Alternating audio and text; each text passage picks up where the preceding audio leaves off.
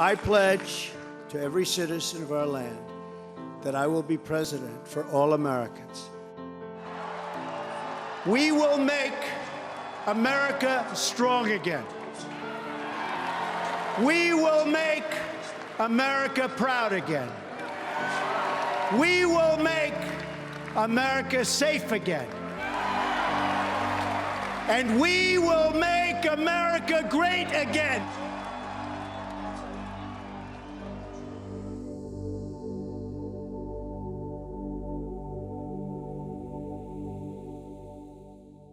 Hello and welcome to the Newsmakers with me, Imran Garta. By Donald Trump's standards, it was a calm and understated speech. He congratulated his rival, Hillary Clinton, on a hard-fought race and told the crowd he would be a president for all Americans. But those words did not seem to do justice to the event, one of the most seismic changes in the history of American politics.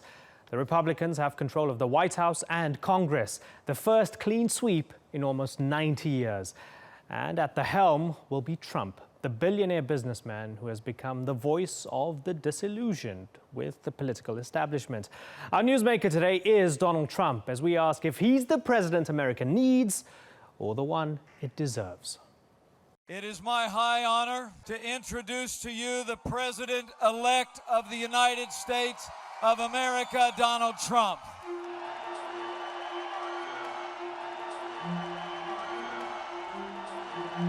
The American people have spoken, and the American people have elected their new champion. The political outsider now set to be in the White House.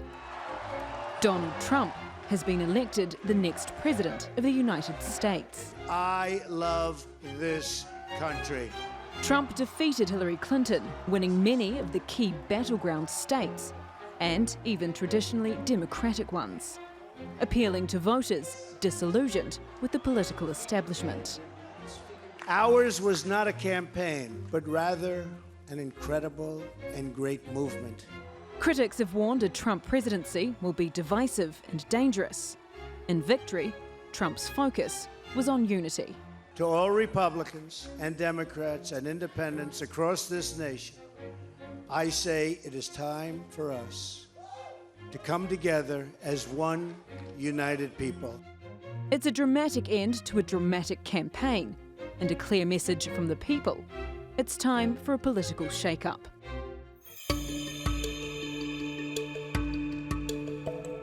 Born June 1946 in New York, the celebrity businessman has dabbled in everything from real estate to steak, casinos to universities, as well as building an entertainment empire, owning the Miss Universe beauty pageants, and starring in his own reality TV show.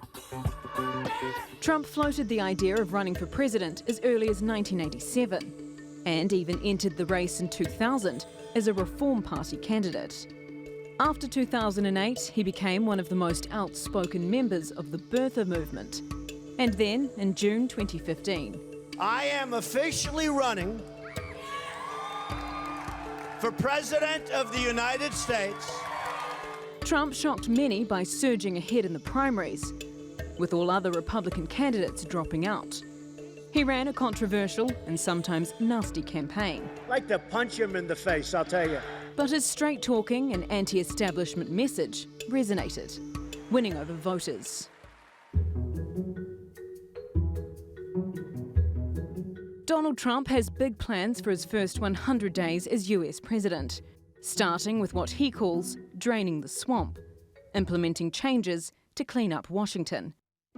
He's promised to move on immigration, suspending the admission of Syrian refugees, and beginning plans to build a wall along the Mexican border. He says he will repeal and replace the Affordable Health Care Act and renegotiate international trade treaties, including pulling out of the Trans-Pacific Partnership. Donald Trump has gone from a wildcard candidate to the president-elect, but he will now have to work with the very establishment he's fought against. So, will Trump be able to deliver the change he's promised? Yvette McCullough, The Newsmakers. Well, joining me now in the studio to discuss the new president-elect are Austin Rasmussen, the acting vice chairman, or chairman rather, for the Republicans abroad in Norway, and Katie Solon, the chair of the Democrats abroad. Also joining us via satellite, a former U.S. Ambassador William Courtney in Washington, D.C., and political commentator and author Peter Matthews from Irvine, California. Thanks all of you for joining us. Austin, let me start with you. You're the card-carrying Republican here. We spoke last night. Before the results came in, you were a little conflicted about your support for Donald Trump because, and correct me if I'm wrong, you're not a major fan of Donald Trump, the man, but you were voting as a Republican. You were voting for the Republican Party, and you were voting for the person who was not Hillary Clinton. Are you thrilled? Well, to the last part of the question, I'm absolutely thrilled. This is an exciting day. The results. It's fantastic. As far as my reservations in support for Trump, one, they do come from where he was lacking in policy, and I guess you could say the failure to articulate early on exactly what his policies would be and his solutions. But in principle, I would have opposed him anyways, because I'm not. I mean, I am the card-carrying Republican for these purposes here, but I'm a classical liberal. I'm not a conservative. So a lot of the policies that he has proposed, I would oppose in principle anyways. My first choice in the primaries was Rand Paul, and that's the kind of line of Republican that I go with, and it's that classical liberal way of thinking. Mm-hmm. But this is a great day. It's an exciting day. This is a good opportunity for the Republican Party, and we've been waiting for a victory like this for quite some time. Okay, now before I ask, how did Trump do this? How did he achieve this? Let me ask you, Katie, as a Hillary Clinton supporter, as a Democrat, how did she lose this election? Well, it's the same question, isn't it? And almost. This was her election to win. I'm sure there's a lot of soul searching going on in the Hillary camp at the DNC, within Democrats Abroad, which is the group that I represent. It certainly is an opportunity for us now to really assess our values and our positions. We must do a frank assessment of what we all did right and what we did wrong. And we must listen to everyone in our big tent party and the people outside of our party. I don't think that anybody is in a position yet to really determine what she didn't do right, what more she could have done. Because if we knew that today, we would have known it yesterday, and then we would have known it a month ago, and we would have been able to adjust. There's also congratulations, of course, to President-elect Trump, to the Republican Party, to Austin and everyone else. But we will hold ourselves accountable for what we did not, what we did not do right. And we will hold President-elect Trump and the Republicans accountable too, to do as he said he would do in his speech, and that is unify the United States and make sure that... Okay, so let me take that and pose it to Ambassador Bill Courtney. Do you believe that Donald Trump will represent and serve all Americans, and that he can be held to account? When we look at the results that came out, I mean, not only has he won the election against all odds, but of course he's got control of Congress, he's got control of the Senate, control of the House of Representatives. Is there a way for him to be held to account, or is this just going to be, is it going to be the Trump show for the next 4 years? Yes. So let's take a look at a historical comparison to better understand how Trump can do this. Ronald Reagan. When he was elected in 1980, he, like Trump, ran against Washington. He ran against what he called the establishment. He said that Washington was the problem, not the solution. Reagan won by marshaling a lot of white, blue-collar Democrats who came to be called Reagan Democrats. Those folks and their younger heirs this time voted for Donald Trump. So they are Trump Republicans now. Secondly, Ronald Reagan ran as a hardline opponent then of the USSR. This time, Trump ran as a hardline opponent of ISIS, the Islamic State, and radical Islamists. And third, Ronald Reagan was criticized for being supportive of more authoritarian leaders around the world, just as Trump has been criticized for supporting Putin and some others.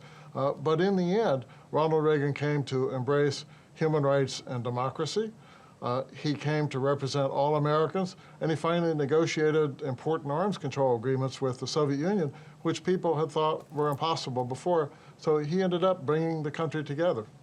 Peter Matthews, there's a fair amount of optimism there from Ambassador Bill Courtney. Do you share that optimism? Certainly parts of it. I think that we should give President-elect Trump a chance, and he did say he would like to work with Russia, for example, on better relations and maybe even work with them to fight IS, Islamic State. He also wanted to open up, have better relations with other countries in terms of their defense responsibilities with NATO. He wants other countries to pay a bit more of their share, the 2% of their budget, the GDP, on spending. That will balance the burden somewhat, and I think overall that we should give him a chance in foreign policy. Domestically, he wanted to cut taxes to grow the economy. That's supply-side economics. He's trying it again. Let's see if it'll work this time. A lot of interesting things coming up, that's for sure. This was totally unpredictable, although I did say there would be a Brexit vote. I predicted about a week ago there could be a Brexit-type vote where this wave election of people dissatisfied with the status quo, with losing jobs, might come to vote who are not in the polls right now. Yeah, Peter says Brexit vote, and that's fascinating, Austin, because the Washington Post calls it a, quote, worldwide revolt against globalization, the hegemony of the technology utopianists, and the arrogance of the overeducated. Does that sound about right to you? I think that sounds pretty much dead on. This isn't a movement that's just happening in the United States. It is happening in parts throughout Europe. We saw Brexit, but I think another smaller case study that's really interesting to watch is to see the Pirate Party's success in Iceland, for example. See what's happening in various elections throughout Central and Western Europe. There's a very strong anti-establishment movement that's happening. Even in Norway, for example, the fastest growing party in Norway is Liberalistene. And this is a party that stands for little government involvement in the lives of individuals and getting that establishment out of the way. But still, we have, for example, a New York Times exit poll with a breakdown of where Trump's support comes from. Overwhelmingly male, white, over 45, middle-income earners. 48% of those who earned more than $200,000 a year were supporting Trump. That doesn't sound like your working-class guy who's angry at the establishment. It sounds like wealthy people. I mean, of course, they're going to have demographics of wealthy people, but then we saw how well Trump did today in the Rust Belt. Right? He's speaking to a lot of different demographics. We can slice and dice the numbers as much as we want. We can look at the wealthy guys, and I'm sure they have their reasons for voting for Trump, but so do the guys in the Rust Belt, and so do the people who are a little bit intimidated by the speed of the implementation of globalized policies, whether it's with TPP and these types of trade agreements that foster cronyism and allow governments to choose winners and losers, which ultimately create bad services and products. This is exactly what Trump was fighting against. But the other, as I said earlier in the program before, my fear with Trump is that he's going to go too far the other way with protectionist policies, which will ultimately hurt the economy as well. Yeah, that's interesting. And before we broaden it out and bring in other countries and look at some of the global reaction, let me ask you, Katie, then, as a Democrat, is there some sense of regret that perhaps you guys chose the wrong candidate? Because if the anti-establishment candidate won in Trump, maybe you guys should have gone for Bernie Sanders. Yeah,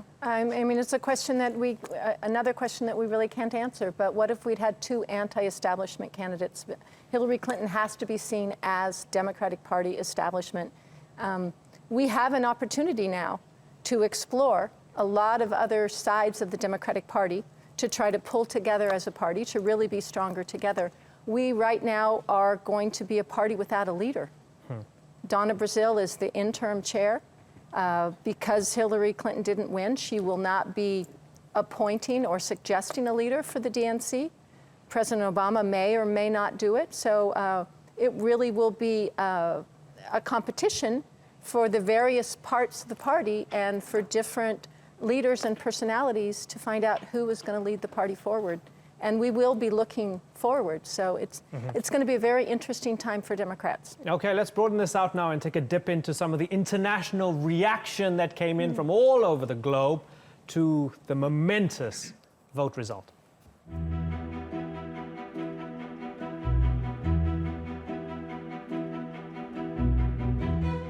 I want to congratulate the American nation with the conclusion of the electoral cycle and Mr. Donald Trump with this victory.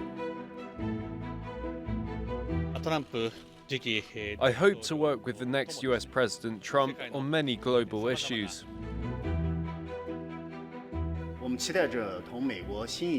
We will work with the new U.S. president to ensure a steady and sound development of the bilateral relations and benefit the people in the two countries and around the world. This is for sure a difficult moment in the relationship between the United Nations, the United States, and the European Union. Germany and America share values. On the basis of these values, I offer close cooperation to the future President of the United States of America, Donald Trump. On my and my people's behalf, I want to interpret this choice of the American people as good, and I wish them a successful future.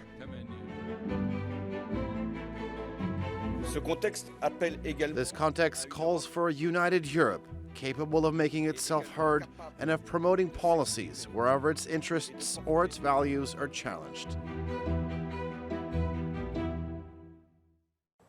Ambassador Courtney, any surprises to you that the Russians seem to be pretty satisfied that Trump's won?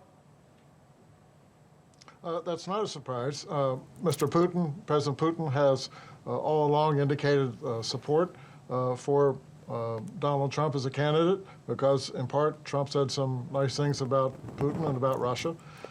What is more interesting is that in this primary election campaign before, both Bernie Sanders and Donald Trump were calling for a retrenchment, if you will, for pullback of U.S. engagement abroad, including more protectionist trade policies. So even if Hillary Clinton had been elected, probably we would be seeing the United States pull back some of its activities abroad. For example, she turned against the Trans-Pacific Partnership, even though she had supported it before as Secretary of State. Most all Republicans support Trans-Pacific Partnership. And her husband did something like that with North American Free Trade Agreement. So what we're going to see, certainly for the next few years, is an experiment in which the United States is going to be pulling back in international trade activities, probably pulling back in some other areas. Syria might be one of those, for example, because like George W. Bush, Donald Trump ran against nation building as a purpose for U.S. foreign policy. 9/11 changed the circumstances for George W. Bush, but we've had an unhappy experience, by and large, in both Iraq and Afghanistan. Donald Trump probably is going to pull back and not get engaged in that. And that may mean, for example, some pullback in Syria and support of Turkey and President Erdogan.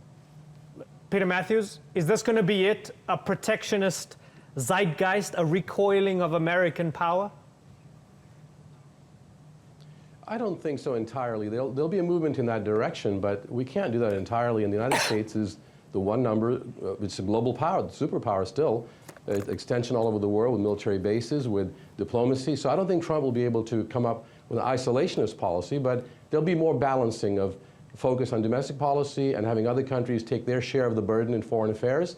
At the same time, we'll still be engaged with the world. I think Trump is talking about more like fair trade, not free trade, but fair trade, where the terms of trade are more even. So he wants to renegotiate some of those trade agreements, like NAFTA, for example, and he's against TPP entirely. So it wasn't against trade or international involvement. It's a more balanced, nuanced way of doing it. Now, it'll be interesting to see what Bernie Sanders' influence will be there as well, because Bernie Sanders had a tremendous groundswell of support against our job exports and outsourcing of our jobs, the gap between rich and poor. And Trump is a right-wing populist, unlike Bernie Sanders, who's more of a progressive left-wing populist. But some of those ideas do come together in a sense. I just hope that Trump stays on message about uniting the country and not speaking about ethnic differences in a negative way or immigration bashing. I think if he could unite the country and bring people together now in a new way of saying, this is a new era right now, we've got to work on making the country and the world better, he could be a successful president. Right, but Peter, if this is how he got elected, isn't there going to be an element of trying to placate those who brought him to power and building that wall and keeping Mexicans out and having the extreme vetting that he calls of Muslims, whether that's banning Muslims or people from countries that have an ISIS problem or not? Isn't he going to play ball and going to have to live up to some of those promises? Well, he will have to. The thing is, you know, these folks are not going away, but he can expand his base now. He doesn't have to rely on them to win the primary again in 2020. So he might pull back on some of those commitments. For example, the wall. That's virtually a physical impossibility, as many people have said. The cost of it, and it really wouldn't work the way it should. And I believe deporting 11 million illegal immigrants, he's already pulled back on that before the election took place. So he's going to have to curtail his commitments to some of the, you know, extreme groups on the right-wing side of his flank. And in order to broaden his base, he'll have to do that to unite the country. And I don't think he's beholden to those people as we think. Some people think that he is. So it remains time to see what happens as time goes along as to how he will move. But he has to unite the country and broaden his base. He won by very little margin of popular vote. You may have lost the popular vote. I'm not sure at this point. I haven't seen the numbers yet. But he won the electoral vote. But the popular vote is what counts in terms of him being able to accomplish things and getting reelected once again in 2020 if he's so interested. Now, Austin, he has to broaden his base. Yes, he did appeal to a lot of those on the far right, the sort of populist, angry vote. What if the cat's out of the bag? What if he can't put a lot of that back in, even if he tempers his views on a lot of these policies? What if what he's unleashed becomes tremendously problematic for the United States? Well, the fact is, a lot of the things that he's promised, he can't really get done without the cooperation of Congress anyways, unless he does it by executive order, which is exactly the type of executive use that he criticized Obama so much for using. Obama has set a precedent for this now. Obama has set the precedent of I have a pen and I have a phone, and if Congress doesn't listen, then I'm just going to circumvent you and do it anyways. But Trump and most of the Republicans criticized Obama for doing that. So Trump has made a lot of promises here, but he needs the cooperation of Congress to get it done. So if Congress doesn't cooperate on these, I think it'll be easy for Trump to fall back and say, hey, listen, I wanted to keep these promises, but it's still these establishment guys that are keeping me from doing it. What do the Democrats have to do, Katie, to get back in power, maybe to make a dent in 2 years' time in the midterms, and then to get back in power in 4 years? Well, you know, it's one thing to come in as an outsider and say that what is happening is not working, so something else should be happening, but not have specific policy ideas or plans, have to come up with them, have to implement them, have to produce something, have to be successful. He's got less than 2 years to do that. He's going to have, as some of the guests earlier today said, a short honeymoon period. So we're going to have to hold him accountable for the time that he really now is going to be the one governing. But that's, on the national party level. As far as we're concerned, Democrats abroad, we've got members in 190 countries around the world, and in some way, we are unofficial ambassadors for the United States to people who live, to other citizens of the world. We've got our work cut out for us to explain this to people who don't get it. I mean, we barely understand it ourselves. We're stunned, we're shocked, we're disappointed. We want to recover and move forward, but we're going to have to explain to other peoples how this happened. We're going to have to make sure that for the people around the world that are nervous about what Trump unleashed, that does not describe every American. Does it describe the majority? No, because he did lose the popular vote. It looks like 100,000 votes by now. But we need to keep explaining to people that there are a variety of people and opinions in the United States, and that we're not monolithic Trump thinkers, and the policies and the ideas that he's espoused, and especially the unsavory ones, are not